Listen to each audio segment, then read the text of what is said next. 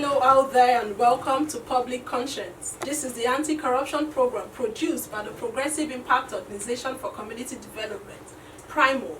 PRIMOG is a civil society group with a mandate to promote good governance, participation and accountability in Nigeria. I am Adaobi Obiabumo with Chidozie Ogbonnaya. Welcome to the program, and we are streaming live on Facebook at Official PRIMOG. PRIMOG is spelled P-R-I-M-O-R-G.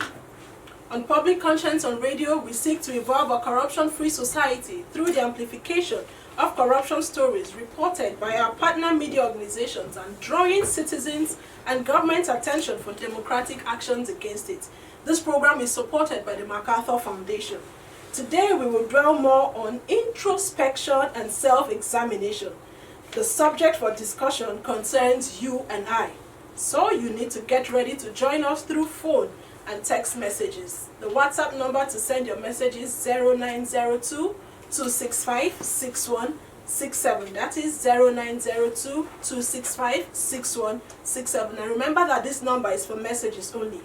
Today's program, as we commemorate International Anti-Corruption Day, we will take a look at Nigerians' journey in the fight against corruption and the role of the media, the civil society organization, anti-corruption agencies, and the citizens. Since 2003, every 9th day of December is set aside by the United Nations to observe International Anti-Corruption Day, which majorly aims at raising public awareness for anti-corruption and how it is fought. Corruption has remained the biggest challenge in Nigeria's development, from pre-independence, First Republic, successive governments, and even in present times. Research shows that the prevalence of corruption in Nigeria undermines democracy and the rule of law. It leads to human rights violation, distorts markets, erodes quality of life, and allows organized crime, terrorism, and other threats to human security to flourish. Unfortunately, despite Nigeria's anti-corruption campaign all these years, the country dropped from 144 in 2018 to 146 in 2019 on annual corruption perception index published by Transparency International. Although over the years, Nigeria's war against corruption recorded some gains where prominent politicians had to pay for their corrupt deeds. However, the inaction of the federal government and anti-corruption agencies over the indictment of several ministries, departments and agencies yearly by the Auditor General's report, and other investigations exposing corruption in the public sector leave a lot to be desired in Nigeria's fight against corruption. And to help us x-ray Nigeria's progress in the fight against corruption, we have in the studio editor at International Center for Investigative Reporting, Ajibola Hamzat. You're welcome to the program. Thank you very much. And we also have investigative journalist with the cable, Chinedu Asadu. You're welcome to the program. Thanks for having me. We also have in the studio Fidelis McCleaver, investigative editor with Daily Trust Foundation. Welcome to the program, sir. Daily Trust newspapers. Daily Trust newspapers. Yeah. Oh, sorry for that. Thank Welcome you. to the program. We would also speak to the Executive Director, Center for Social Justice, Barrister Eze Onyekwerion. Thank you so much for joining us on Public Conscience on Radio. My pleasure. Okay, we want to begin by asking, as Nigeria joins other United Nations member states to observe the International Anti-Corruption Day, what is your view of the fight against corruption in Nigeria? Well, it is important that we celebrate this day to reawaken the consciousness of the government and people of Nigeria that the battle against corruption is not over and is far from won. Well, it is important that we celebrate this day to reawaken the consciousness of the government and people of Nigeria that the battle against corruption is not over and is far from won. What I think we should be doing is to revitalize the mechanisms and the processes and procedures for the battle against corruption. Take it to those who are corrupt. Don't let us be reacting, rather we should be proactive through education, through prosecution, through investing in technology to detect those fraudulent transactions, and through taking all necessary steps judicial, legislative, administrative steps that will take us very closer to eradicating corruption in the Nigerian society. Okay, but Barrister, going forward, CSJ has been publishing the Auditor General's report over the years. But what do you think is responsible for government's reluctance and lackluster attitude in tackling corruption reported in the corruption reported in those reports? Well, it is a question of where the man or the woman who is to implement in terms of sanctioning those persons who are corrupt is now the corrupt person himself.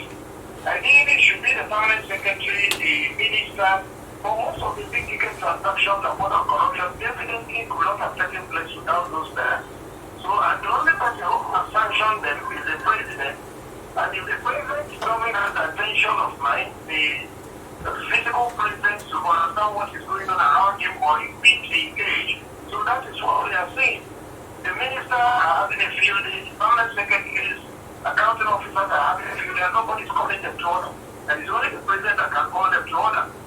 And then the EFCC and ICPC, I don't know whether they are or full or they are not being conscious or to look at what exactly those reports are saying and following up on them. So essentially, we have a system where the punishment is not following the crime because those who are supposed to activate the sanction mechanisms have lost the attention from the ball. They either like strikers who are not attending when the ball comes in the face of a goalkeeper. They cannot score. So that's the situation, unfortunately. That is poor striking. Thank you very much, Barrister Ezonyekbere, for your time. My pleasure. My pleasure. You just heard from Barrister Ezonyekbere, the Executive Director of Center for Social Justice. Let's get back to the studio. Achibola Hamza. Share with us the role of the media in the fight against corruption and what ICIR did in the past and is still doing to help the anti-corruption war. Yeah, thank you very, very much, Dawabi, for inviting me to be part of this conversation. As we have already stated several times before, the media in Nigeria has the responsibility to keep the government accountable. Section 22 of the Nigerian Constitution makes provision for that it's the duty of the media to ensure that the public officials are kept, we watch them and we keep them to account and we make them account for all their behaviors, actions in office. And talking about corruption, the media in Nigeria has been on this subject since the beginning of the new return to civil rule in 1999. You know, corruption has been on the front burner since the period of Obasanjo. If you recall that time, the Transparency International, I think, rated Nigeria 22 on the scale of 100 then, 22 to 100. 22, 1 being the worst and 100 being the best. So Nigeria was rated 22 that time. 22? 22 to 100, yes. That's fair? No, 22 out of 22%. Yes. Oh, no, yeah, because 1 is the worst, 100 is the best. So we are closer to the worst than to the best. Yeah.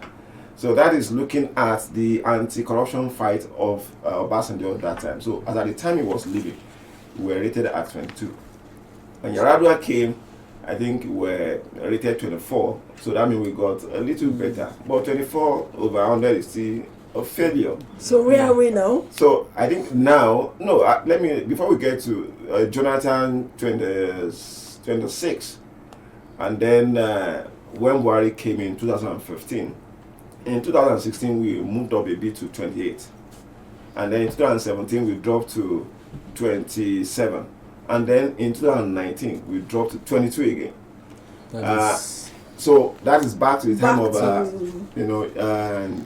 Jonathan. So I'm giving this figure to show that not much has really been done in the fight against corruption in this country, despite all the efforts being made by different media organizations to report about those things. And what is very surprising is that there are laws that could actually help this government to keep corruptions at bay, at least to be proactive rather than reactive all the time. laws like the Public Procurement Act is not the law that is put in place to check corruption. Law like the FOI, Freedom of Information Act, 2011, those laws are put in place to check corruption. How do they check corruption? If FOI is implemented by every agency of the government, what it means is that keep all your transactions open. Let Nigerians know how you spend their money, because it's their money you are spending in the first place. All the taxes everybody contributing to the national treasury. These are how the government actually gets the revenue and the money they spend on an annual basis. And this is the money distributed to all these agencies. So when you are spending those money, it is your duty to make sure that these funds are spent in a very transparent way. And media over the years, we've been reporting about this thing, even against all the challenges that we have in accessing FOI, because Adaobi, you know very well that FOI, we've talked about it several times here, it's very difficult to invoke FOI in this country at the moment. At the ICR, we tracked up to, I think, 300 FOI sent in the last 2 years, and only about 20% of those requests were granted. So that means that most agencies of the government are not willing. 20% of the 20% of the FOI requests requests sent by the ICR were granted. Others were denied or rejected or ignored. So what that means is that these MDAs, these agencies of the government, they are not willing to be transparent. They are not willing to be open, despite all the sloganeering of the presidency that is going to keep the country less corrupt and all. Because that was a promise he made in 2015 when he was campaigning to become the president. That the first thing he was going to do is to deal with corruption, and he was going to deal with the security. Security is another issue, but corruption we are talking about today. So from the records of the Transparency International have given, you will see that not much actually happened during the administration of this president, despite all the coverage given to corruption by the media. We'll come back on more on the from to look at 22% to 26, 28, and we are back to 22% again. No, several 20, steps. No, we are 26 now. 26 now. 26 now. So we'll come back to the reason why we are stagnated. But let me get your take, Chinedu.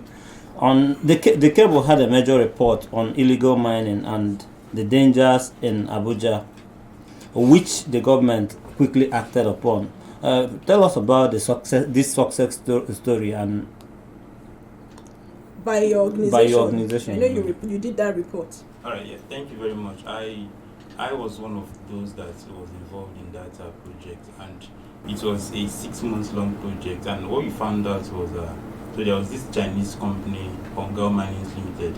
So they've been carrying out mining operations in a part of the FCT, in a remote community somewhere in Kuji, and they are using the only source of water that this community has, for their operations. And it was a very sad situation because they practically stripped them of the water they have, and this was during the pandemic. So the only stream they have, that's what they are using at their mining sites. And so in the course of our investigation, we found out that they weren't even able to provide borehole for the community as they had promised them. So after our investigation, we got to notify the government, and surprisingly, they quickly acted on it. I think because of the uproar that the story generated. Mm-hmm. So in less than a week, so the NESRA, that's the government's environmental agency, they visited the community, I think 3 days after the investigation was carried out. And they carried out their investigations as well and started deploying members there to see what is happening on ground. So after like a week or thereabouts, they shut down the company.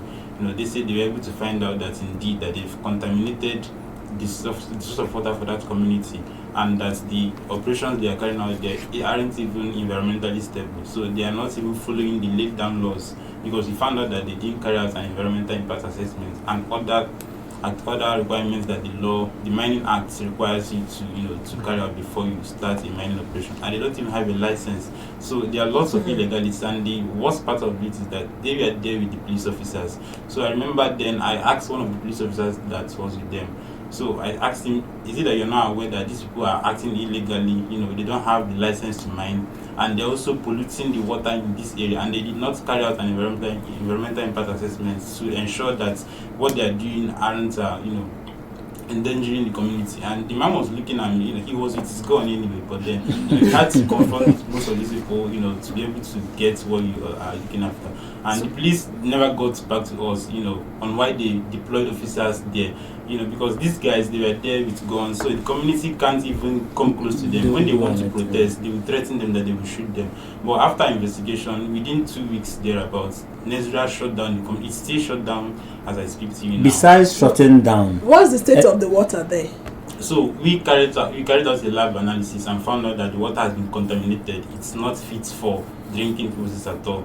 But that's what the community uses for everything, from cooking to washing to drinking. That's what they use. So after that, we also found out that because of the nature of the area, most of them are farmers. So the contamination spreads also to their farms and the animals. Then another organization as well, and that is when I remember that, so they also started investigating into the issue, and they found out that the company, they are supposed to provide borehole for them, dig borehole. So they find them, they say that they have to first of all fix the water and provide the borehole before they continue mining. And Nigeria is prosecuting 3 of their staff at the moment as I speak to you, because they got to know that they wanted to challenge their staff, and because of the disregard for the law, so the provisions of the Mining Act. So they took 3 of their staff into court, and they are currently in court prosecuting them for the illegalities there. And the Ministry of Mines and Steel Development has also promised that they are going to take that up. So along the line, we also had 3 ministers, the FCT minister, the Minister of Mines, and then that of the Environment. They met to deliberate on the issue. That was when they started talking about having a clear mining policy that would guide in such operations to ensure that such pollution don't happen, especially regarding the environment and water. So the impact is still rolling out anyway, but at the moment the company is shut down. The company has been fined as well. They are asked to provide the borehole and ensure that they cleanse the water, and their staff are currently being prosecuted. Okay. But have they dug that borehole for the community? They've dug, but it's not functional at the moment. So that's part of what they are asked to do before they resume the operation. And they also asked to get a license. It's cheering to hear that something for government of this, to have reacted. Yes, this reaction, and that takes us to Fidelis. Adobe. How would you rate the response from government to the many reports by the media in Nigeria? We just had a success story. So generally speaking, how would you rate the response by government? Well, is it the response by government to media reports as they relate to maybe the issues of corruption is always reactive, and on the defensive. That for any report that exposes corruption, I find it interesting, a definition of corruption by the Transparency International, which says abuse of entrusted power for personal gains.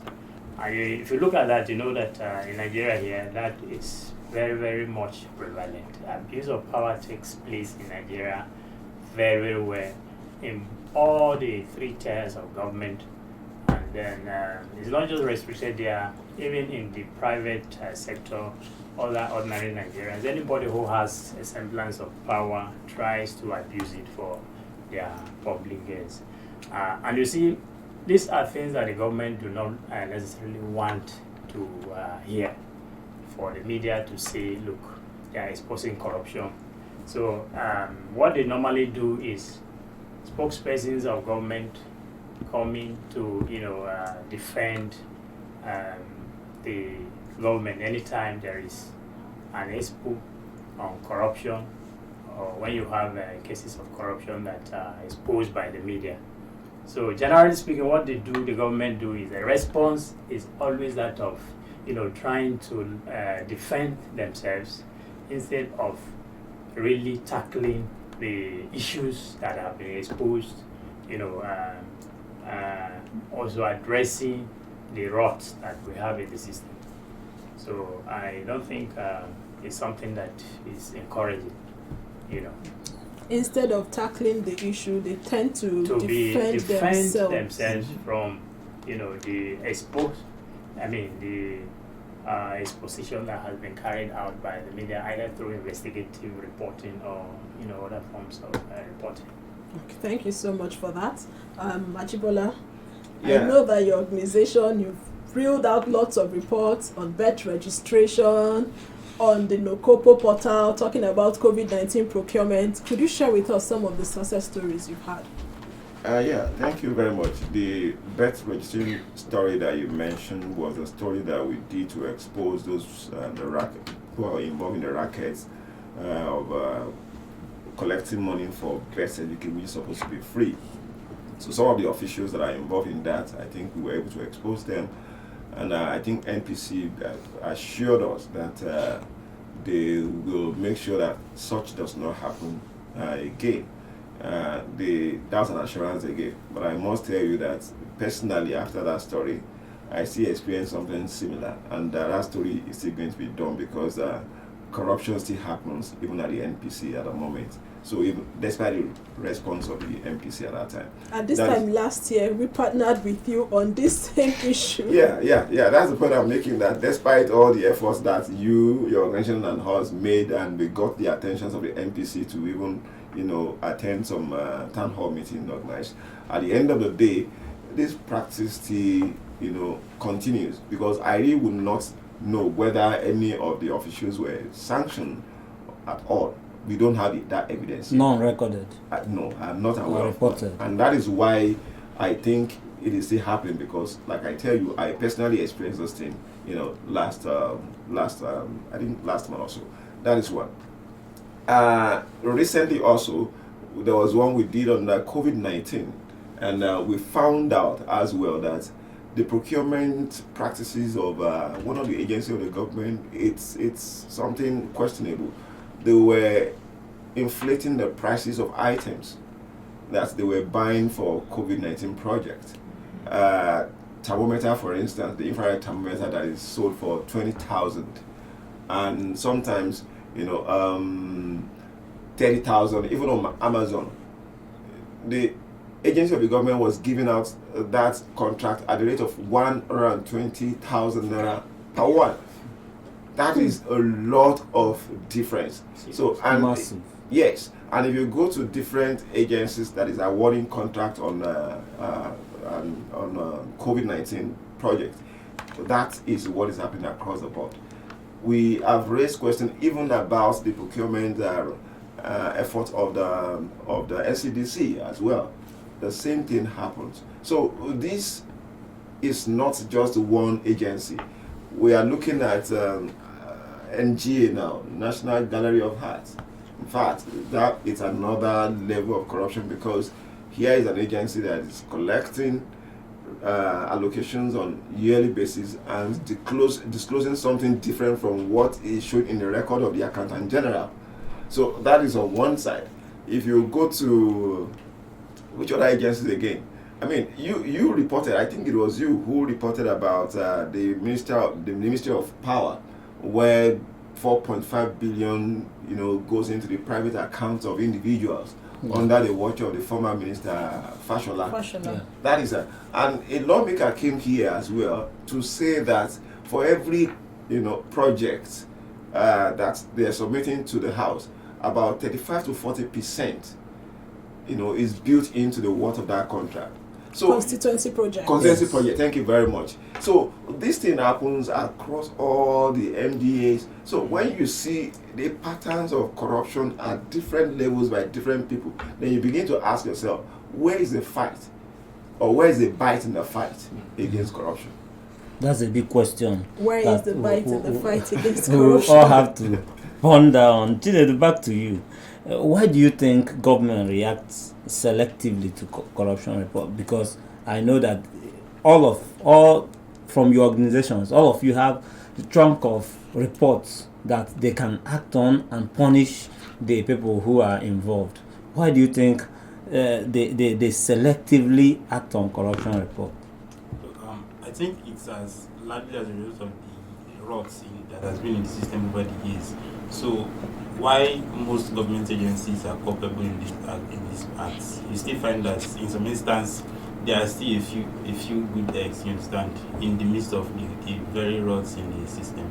So like in our own instance, what happened was there was a large public outcry, on the issue. So in most cases, when the public also aids in calling the attention of the government to these issues, because sometimes they want to sweep it under the carpet.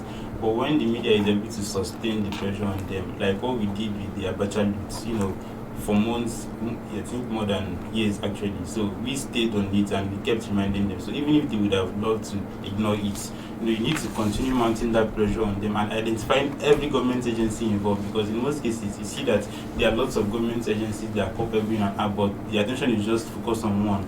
But when you look deeper, you see that there are lots of others as well. So when you mount pressure, and then partnership usually works as well. So there's this platform Leaks NG. So usually we publish stories and we share it among the media houses involved, and the three media houses presented here are on that platform. So when the minister is reading the story on Daily Trust, scenes on the cable on ICR, they can't ignore that.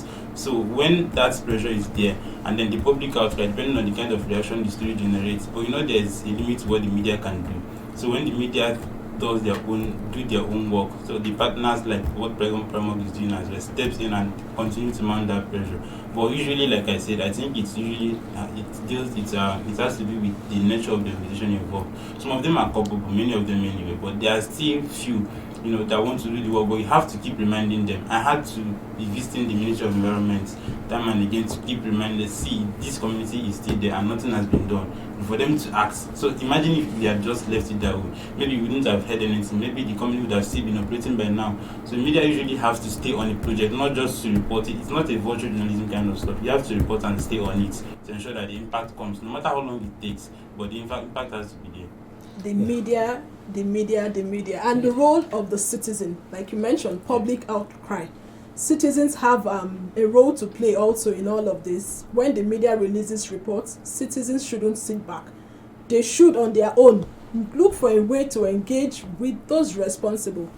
Thank God for social media these days. So many people go on social media to vent their own anger, in as much as the government is trying to regulate the social media, but citizens still use that as an avenue to vent. So for you out there listening to me, you are a stakeholder in this campaign against corruption. So would want to encourage you to join the conversation. And remember that this program is interactive. The WhatsApp phone line to send your messages is 09022656167. 09022656167. 09022656167. That's the number to send your WhatsApp message. What are you doing as a citizen in the fight against corruption around you? I know we encounter corruption in any one form of corruption or the other. So as a citizen, what is the role you are taking in the stand against corruption? And what do you want the President Muhammadu Buhari-led administration to do against corruption in Nigeria? Looking at Nigeria's corruption rating, Hamzat has said a lot about that. What is responsible for the steady retrogression, the back and forth we are having against the expectation of many Nigerians? It's simply the way to tackle the issue headlong. He has already given the statistics as to the ratings, how it has been dropping. And this current administration of President Muhammadu Buhari made anti-corruption as a cardinal, objective of his administration, and it was on the basis of that they also campaigned and won the 2015 election. But 5 years down the line, we have made little progress in the area of addressing the issue, so that, like you said, the rate of corruption is still on the increase. So, if you ask me, politics also come into play in the whole thing. You see some critics saying that when it comes to people who are involved in corruption that are from a particular political party, the fight is selective. So long as you allow impunity to continue to thrive, instead of frontally attacking the issues of corruption, getting people who are involved in this problem to be brought to justice. We will continue to run in cycles. Currently, I'm happy that this guy who was heading the pensions of Abdurrashid Maina has been extradited from back to Nigeria to face. Yeah, you can see in that particular. Extradited for the second time. For the second time, you can see the kind of corruption that is involved in his own case.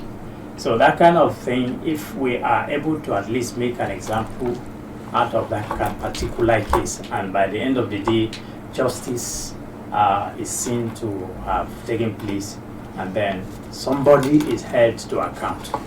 So we see that we will, have some good story or some impact to be making reference. Hamza, do you share the same opinion that is only political will? What are other things responsible for we not taking action? Yeah, I think it's a good point to say that there is no political will. I mean, that's a very strong point. I also think that this government does not have a method. Because it is one thing for you to say that I want to fight corruption, and then you keep making slogans about your fight against corruption all the time. But what are your methods? What are your strategies? I still think that this government probably does not have a solution to fighting this problem. Hello. Your name and where you're calling from? My name is Gigi. I'm calling from Mitama. Go ahead. I think what we are seeing right now is what one of your guests said, that we've been having the caller rather. It's like strikers that cannot actually score even if they are facing the post.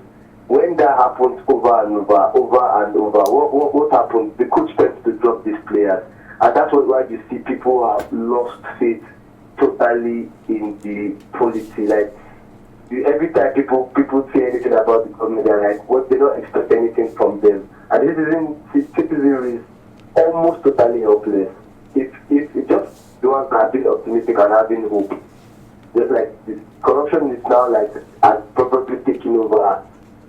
The endemic of it is just chronic, if I can use that word. We want to encourage you not to lose.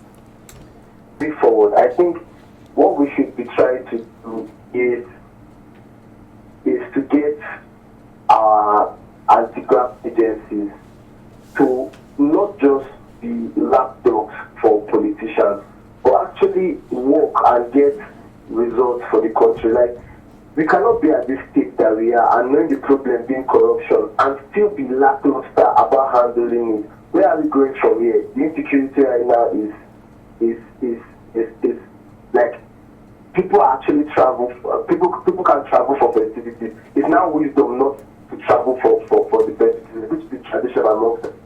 Thank you so much for your submission. I want to encourage you not to be scared, not to give up, not to lose hope. Please go ahead. Yeah, thank you very much. I was saying that the strategy issue is involved here because it doesn't look like this government has a very clear strategy on how to fight corruption. And it's not a rocket science because there are laws, like I mentioned earlier on, that this government can actually use to make sure that the corruption can be fought. You don't even need to be, so reactive. You can, if the government is very serious about those things, just make sure that every transaction of the government is kept in the open.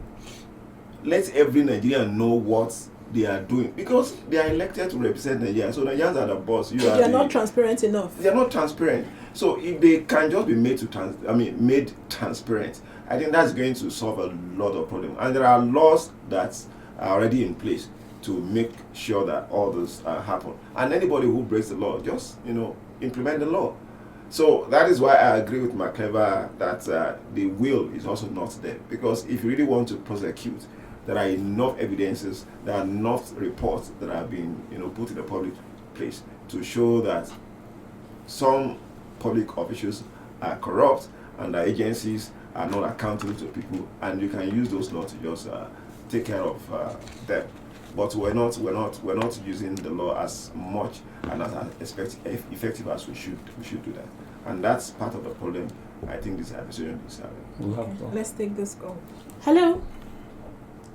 Hello. Your name and where you're calling from? Okay, my name is John Williams. Let's hear you.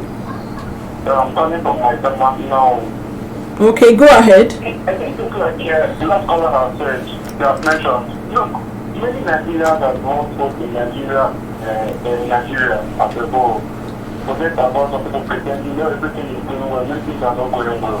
So, the issue of corruption, the people that we really want to fight against corruption, it's not only government and all these people that will help us to fight. We Nigerians have to put all our hands and work together to make sure that we get not just our politicians now, but our security agencies like police and so on.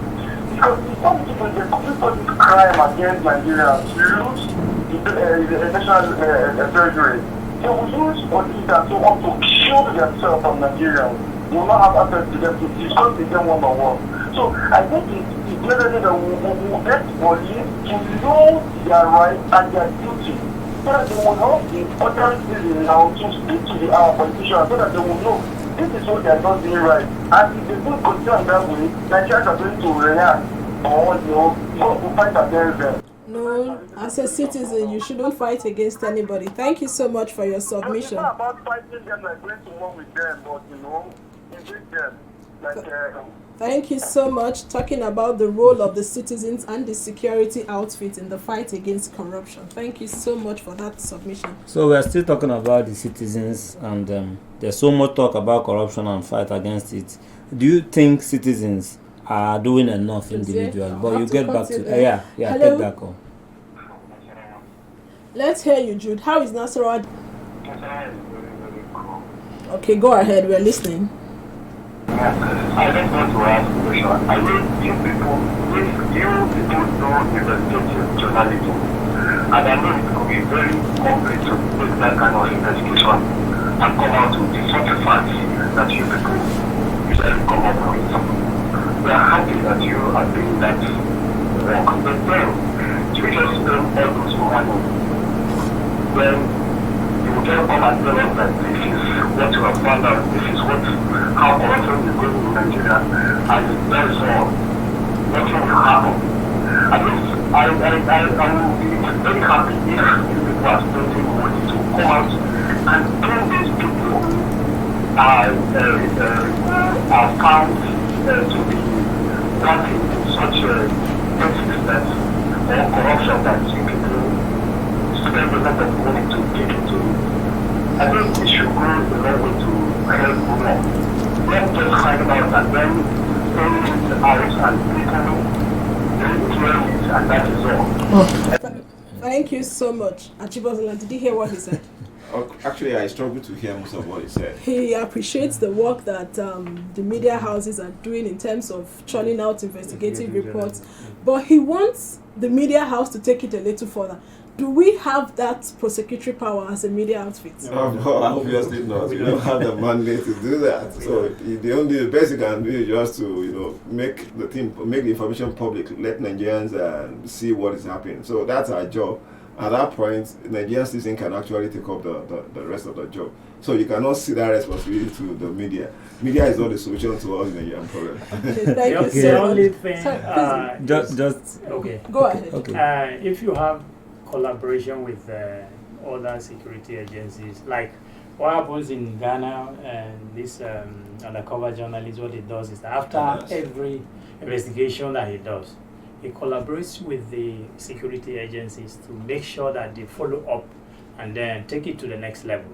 And that's exactly what the previous caller said, yes. talking about collaboration between citizens and the security. Yeah, but our own kind of security the here problem is that we liken our own security agencies to our anti-corruption agencies. Yes, even the police and the other Do you security share your investigations with security agencies, anti-corruption agencies? Yes, we do. I mean, presently we collaborate with the ICPC.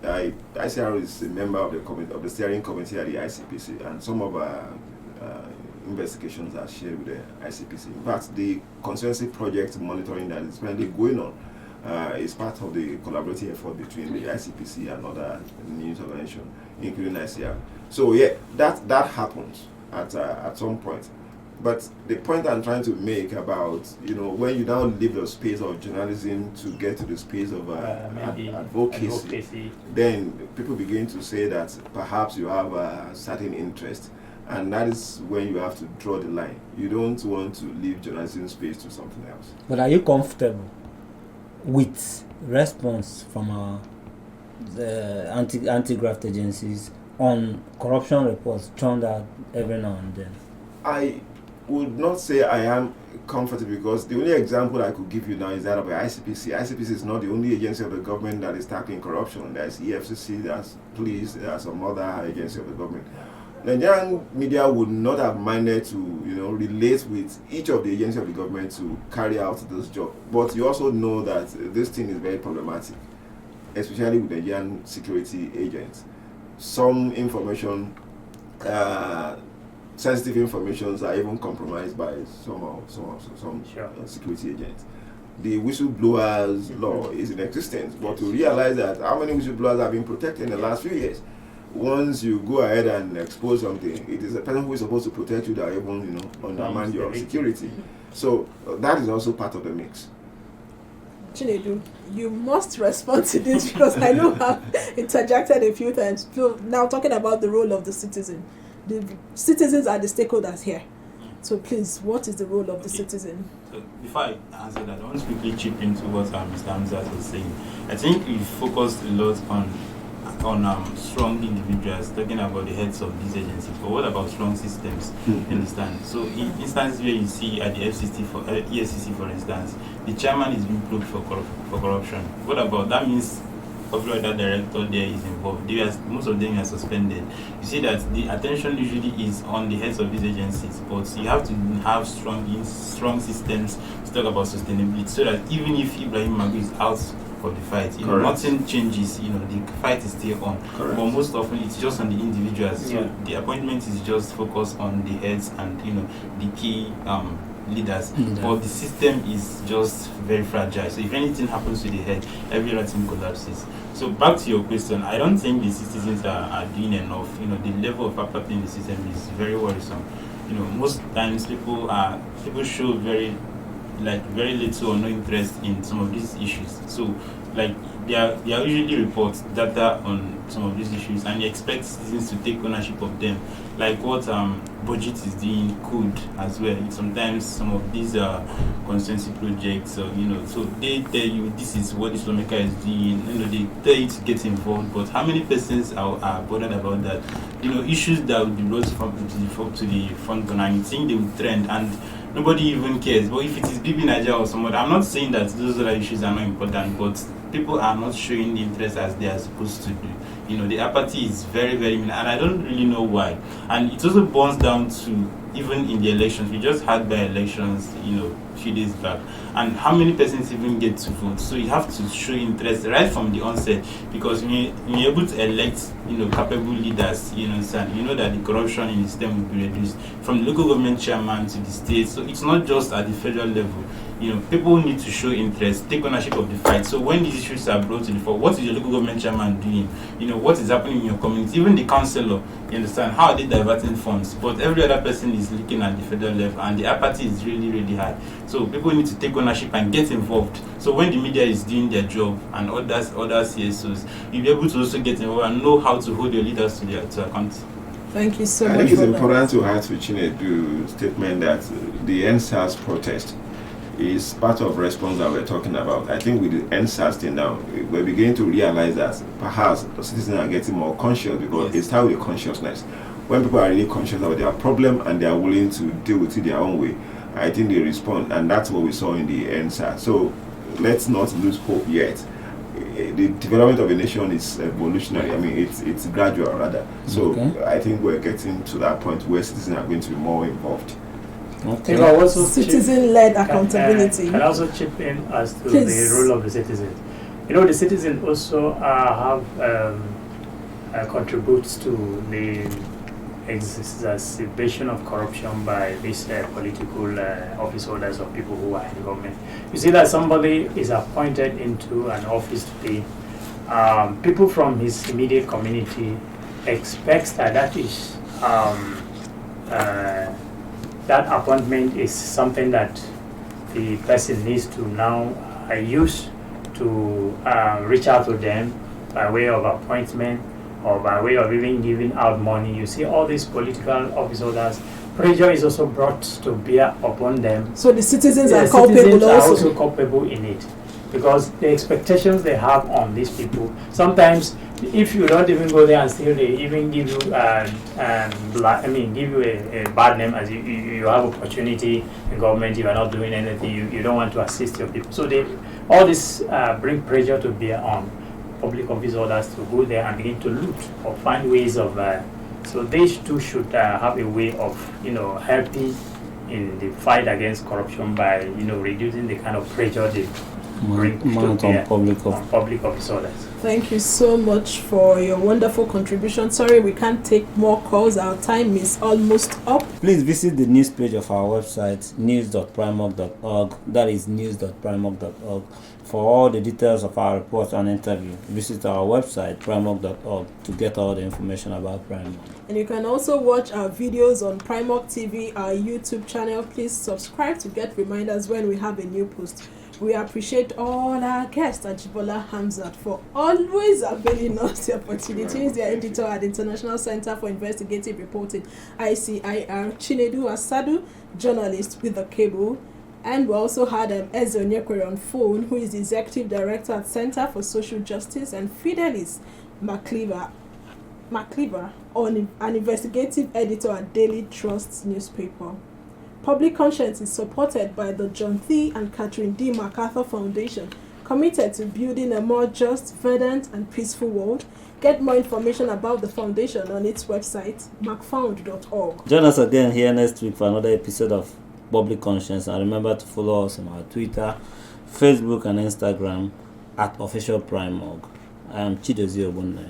Official Primark is our social media handle. We want to encourage you to follow us and also watch our videos and interviews. I am Adaobi Obiabomo. Together we can win the war against corruption. And citizen, it is your responsibility as a citizen to hold government to account. Stay blessed.